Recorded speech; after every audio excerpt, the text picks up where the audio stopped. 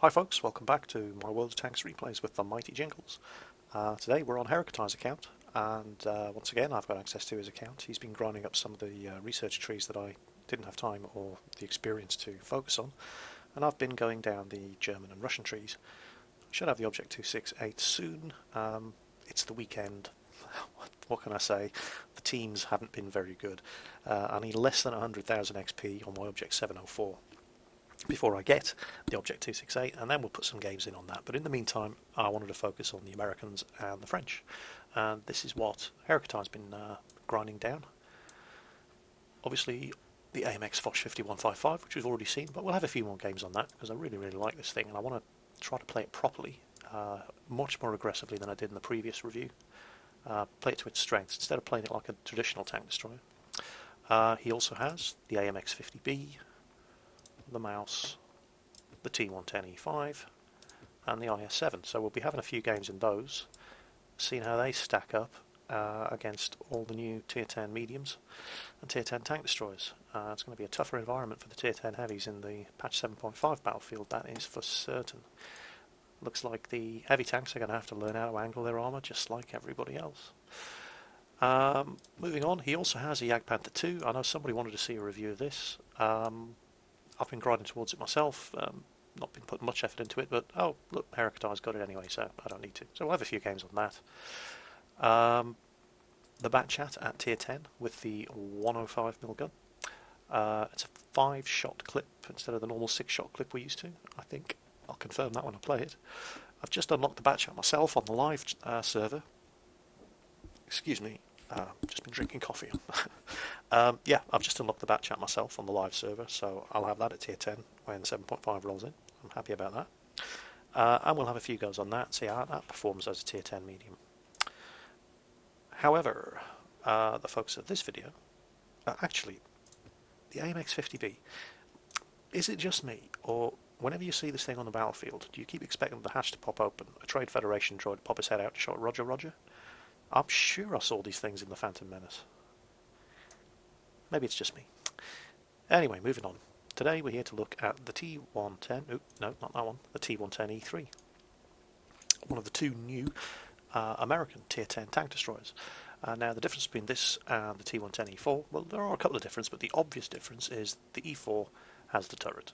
Now, it's not a proper turret, as you understand them. It doesn't rotate all the way around.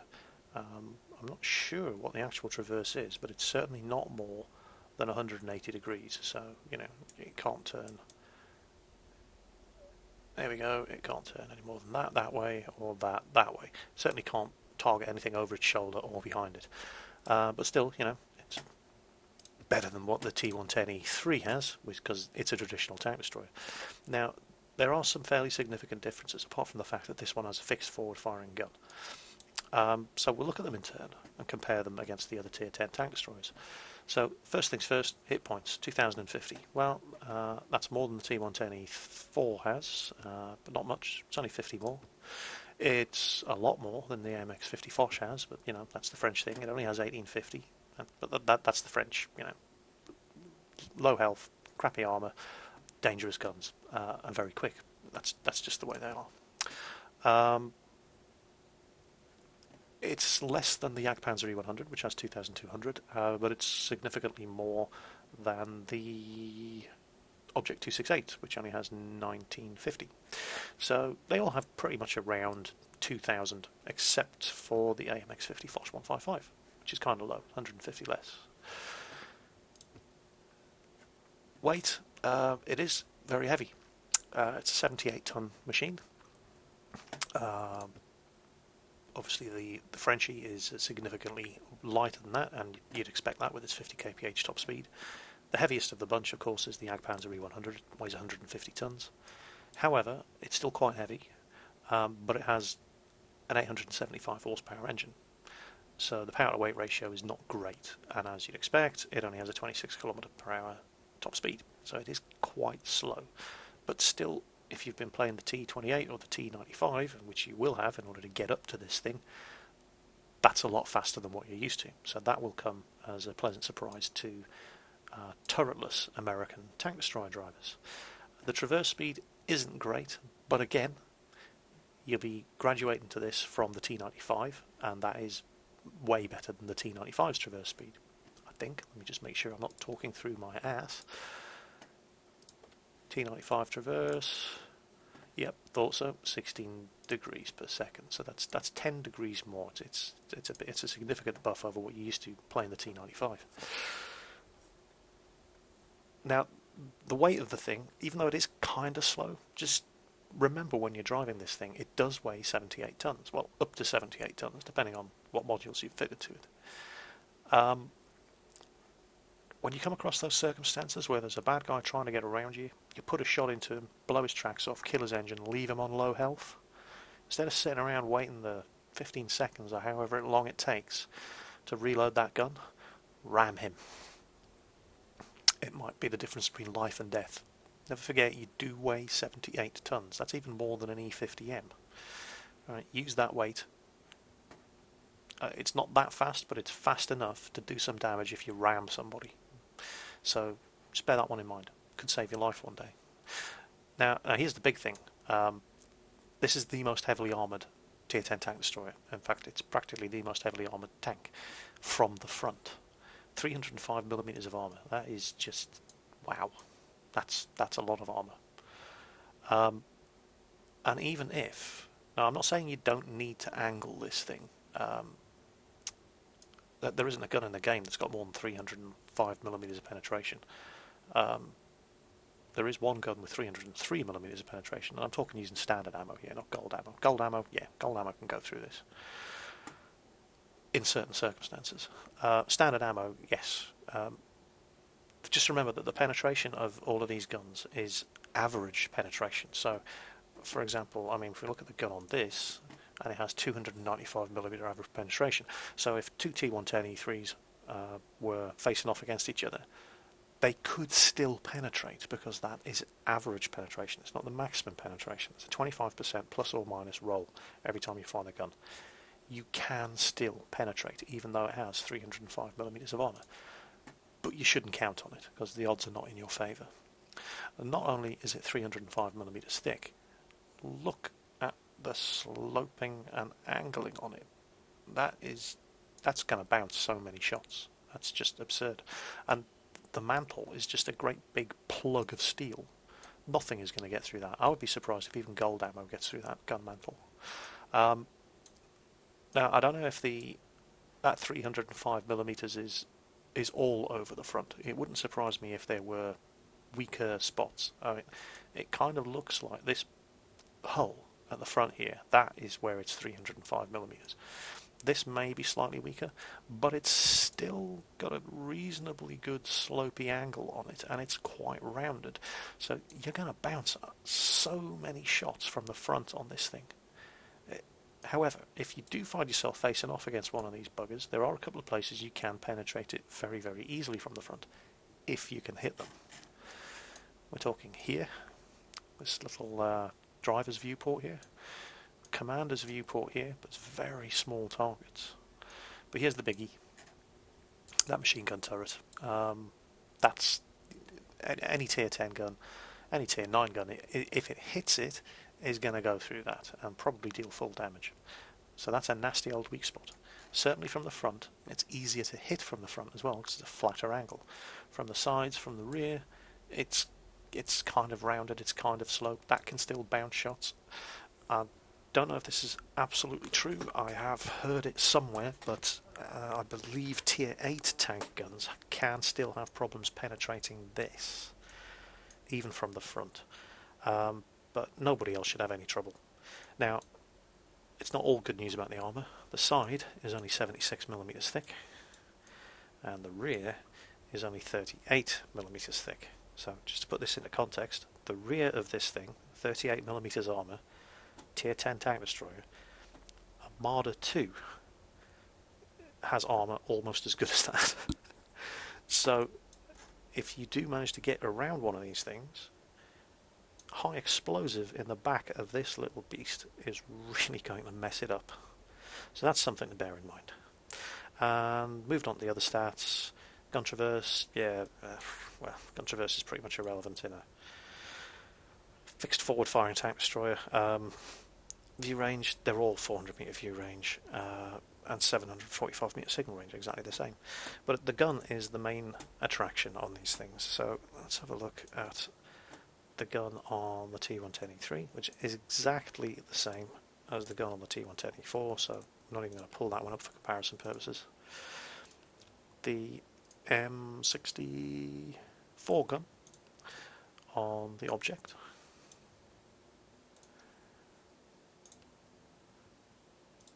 It's kind of pointless comparing the French gun because it's an autoloader, but we'll pull it up anyway just for, you know, completeness' sake.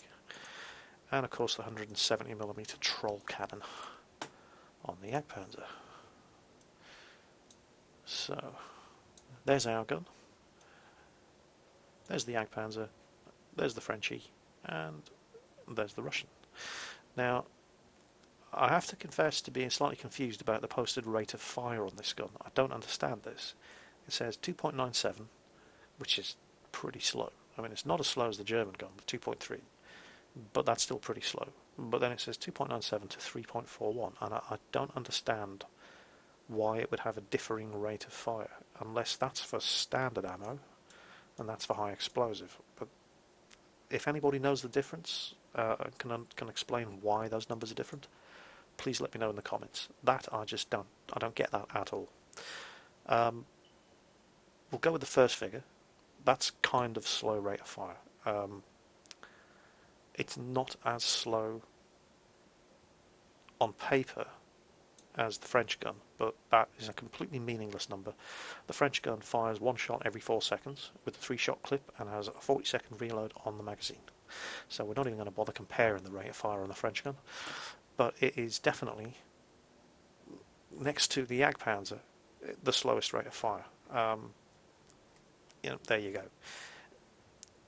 Even if we look at the higher of the two numbers, it's still the slowest rate of fire. With the M64 gun on the Object 268 being just slightly faster than that. Penetration, they all have pretty much the same penetration. We're looking at 295, 299, 293 and 303. So, I mean, the difference is trivial. They all have around 300 penetration.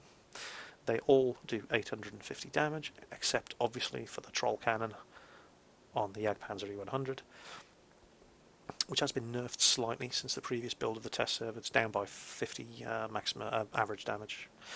Accuracy, now this I do get, it's 0.34 to 0.36, that basically means stationary or after having moved. It's pretty accurate. It's about as accurate as the M48A1 medium tank. And again, two different numbers. It's less accurate and more accurate than the German gun at the same time.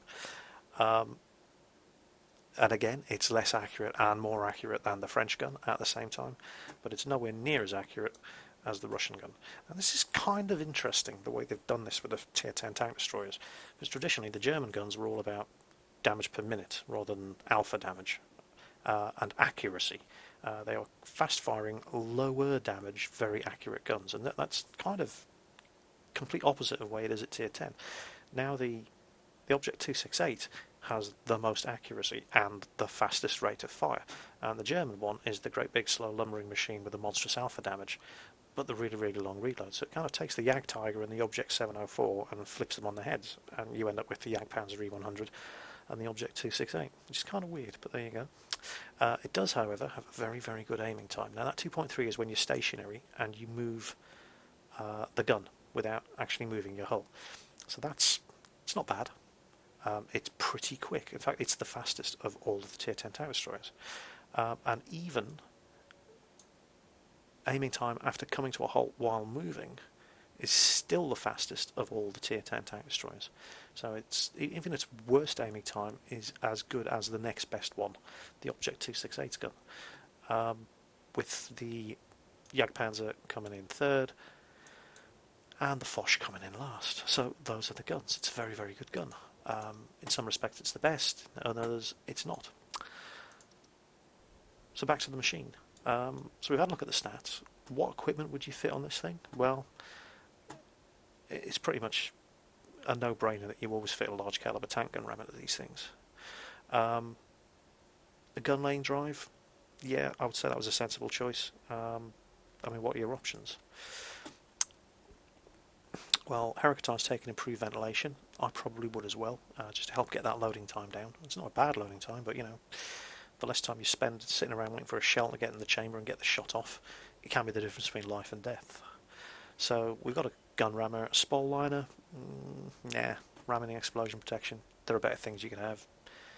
Fuel tank durability. Nah. Extra weight. No, nobody needs that. Colored optics. Well, you've got 400 meter view range anyway, and you shouldn't be spotting targets yourself in any of these things. Same goes for the telescopes. Camo net, possibly. I don't know what the camo values of these things are. Those are one of the stats that Wargaming doesn't publish. It is. I mean, let's compare it to the Batchat. It is a fairly big target. It's nowhere near as big as a Jagdpanther 2 or a Jagdpanzer E100. But it's still a reasonably big machine, and yet it does have quite a low profile, so I would expect it to have a reasonable camo value. But I don't think putting a camo net on will give you as much value as an enhanced gun lane drive for 10% less aiming speed. Because this thing doesn't have a turret, and if you do have to expose yourself, you're going to have to move, wait for the shot, for the gun to settle in on the target, and then pull the trigger. And after you've moved, you're vulnerable to return fire. So the less time you spend waiting to get that shot off while you're vulnerable, the better. So yeah, I would definitely say these two, 100%. You want a large caliber tank gun rammer, you want an enhanced gun line drive. And as usual, your third choice is probably going to be between improved ventilation, just because it improves the skills of all your crew, including aiming time, including reload time, or perhaps a camo net, down to personal taste. Crew skills. Heractine has basically just gone for repairs, which isn't a terrible choice. Although he's got brothers in arms on his loader. What's probably happened here is he's transferred the crew over from a different machine, and a loader from a completely different vehicle. Obviously, brothers in arms only works if all the crew have it. So, but you know, it's a test server. Nobody really worries. Yeah, he was just grinding this thing up to so that I could use it. He probably hasn't even played any games in it. Let's have a look.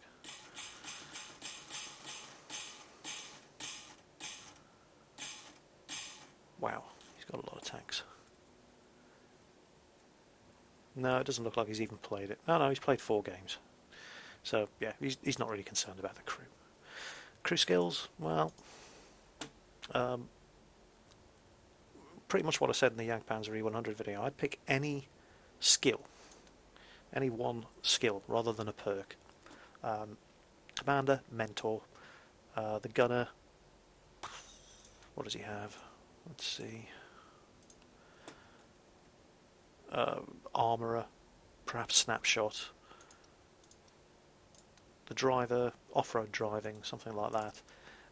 Whatever you're going to get the most benefit from immediately, and then as soon as your crew hits 100%, I always go for brothers in arms. You get the whole crew brothers in arms, and then start working on the second skill. And that's just the way I roll. I like to get my loading time down and my aiming time down as fast as I possibly can, and the best way to do that is ventilation and brothers in arms on your whole crew. Your mileage may vary, but as far as the crew skill choices go, as I say, the loaders don't actually get any skills, they just get perks, and perks are useless until they reach 100%, so camouflage or repairs for your loaders. Again, this thing has 2 loaders. The drivers get some good skills. You probably want, well, smooth ride, you're never going to fire this thing while you're on the move. Off-road driving is a good one to go for. In fact, it's probably the best one to go for. Or perhaps clutch braking, increase your rotation speed. But you really can't go wrong with camouflage or repairs.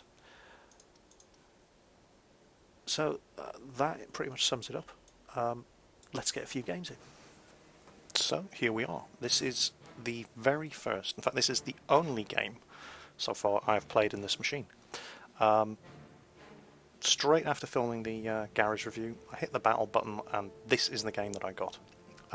So as you can see, there's not that many tier 10s, quite a generous matchmaker, there's actually a couple of tier 8s, and One very unfortunate looking KV-3 who platooned with a Tier 8. I was probably wishing he hadn't. There's a bunch of light tanks. Yeah, it looks fairly balanced. They've got a T62A, so do we. We've got an E50. I'm pretty sure there's an E50M over there. Yeah, we seem to have the advantage in the heavy tanks, but they've got some Tier 9 heavies. The tank destroyer spread looks pretty even. They've got some Object 268s. Have a quick look.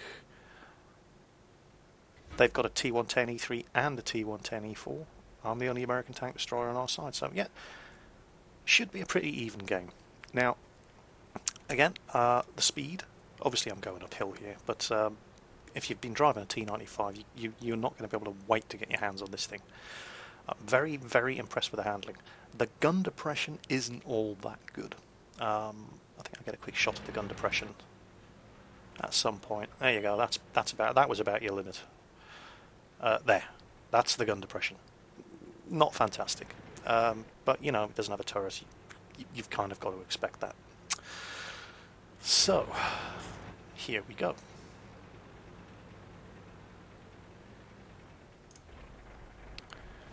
T110E4.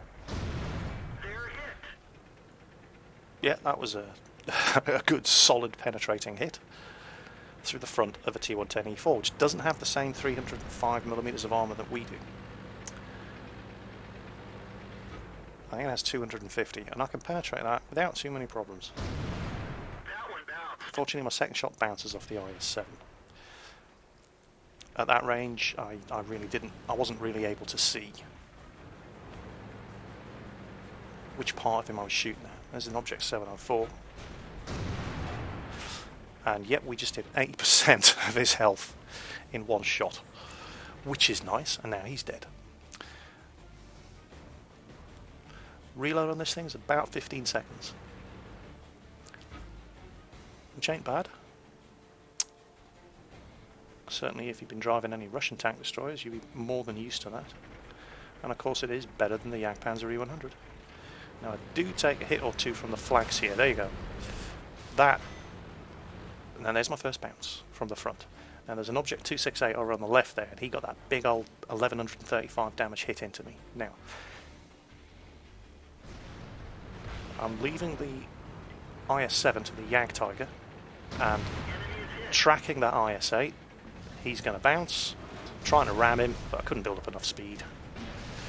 And our artillery finishes him off. So now, get myself turned around and risk taking hits from the flank. I'll take another one, that's the Object 268 again, and boom! 1000 damage roll on the IS-7. Bounce another shot, but it does damage the gun. Now I'm on 141 health here. And there's a T110E3. Now I know where to shoot these guys from the front, and he is not aiming at my machine gun turret. See, his gun was pointed down. Now I know there's an Object 268 over there somewhere. There's also an M103 and a T30. And I've just bounced another shot. That was from the Object 268. However, I don't know where he is. Bounced another shot from the T30.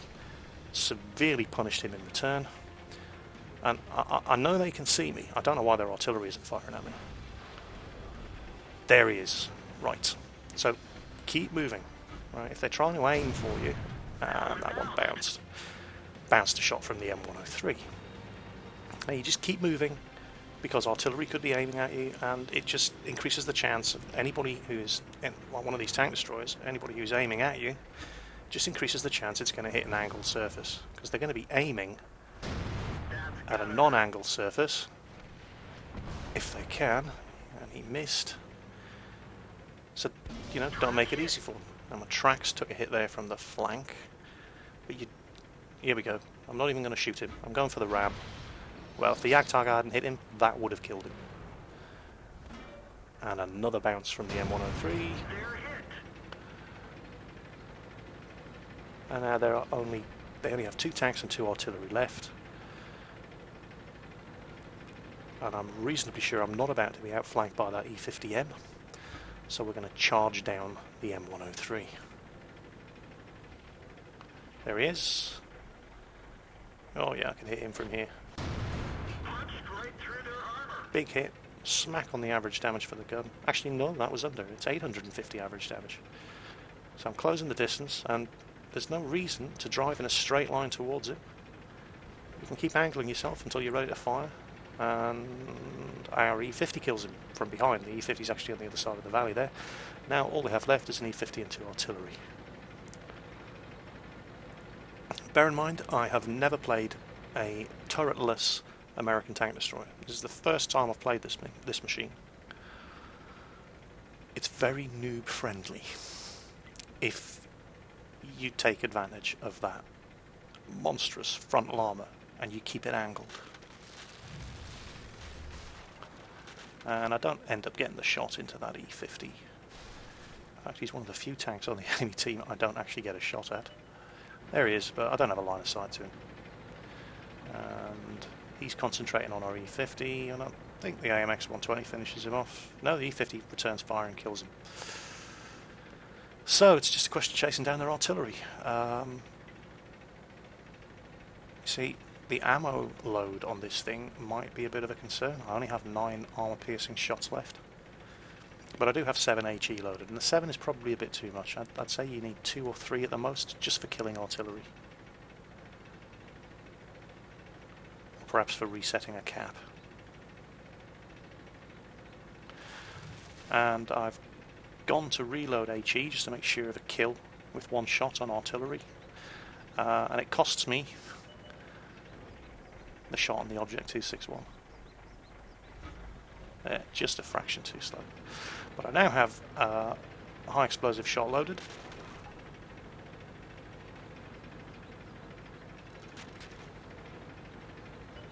And there's the T92. Gotcha. So, my first ever game in a T110E3. And that's almost 1500 credit game, 1500 XP game. These things don't tend to earn much experience. I have noticed that. But that was an 83,000 credit game. Repairs are obviously quite expensive. I had 24 health for the majority of that game. But have a look at the personal achievements. Only got 1 kill. 12 shots fired, 12 hit the target. Hits received, 11. Only 3 did damage. Angle that armour. Keep your front towards the guns if it's all possible. And check out the battle heroes. Confederate, Sniper, and Steel Wall. I love this machine. It is awesome. That was a hell of a game. I'm suddenly in a tough spot here. I don't know whether or not I should be going for this or the Jag Panzer E100 first. This is so much fun to play. But that's a phenomenal performance. I mean, 11 hits, only 3 actually did any damage. One of them was fairly insignificant. 2 solid hits from an Object 268, and they were both in my flank. But there wasn't anything I could do about that. There was an IS-7 and a T110E4 in front of me. So I had to expose my flank. That's the chance you take. If not for that, wow. I mean, Steel Wall, Confederate. I damaged over half the enemy team. Unlucky not to get any kills other than the artillery, but look at the damage done. That is just absurd. What a good machine. T95 drivers, T28 drivers, you guys are in for some fun when you get this thing. I'm going to have to start grinding out my T25/2 and see if I can transfer experience over. That is, wow. So anyway, yeah, the T110E3, that's an absolute monster of a little tank destroyer. I highly recommend getting your hands on this one. I'm just curious to see if the T110E4 will be as good. Its armour is pretty good. I mean, it's very well armoured at the front, not as well armoured as this thing, but it does have that turret. Now, having a turret like that might have saved me from taking these massive flanking shots from that Object 268. We shall see. I'll do the T110E4 next, I think. So that was the T110E3. Keep an eye open for the T110E4 review. Hell of a machine. Highly recommended. So until the next time, happy hunting. Catch you next time.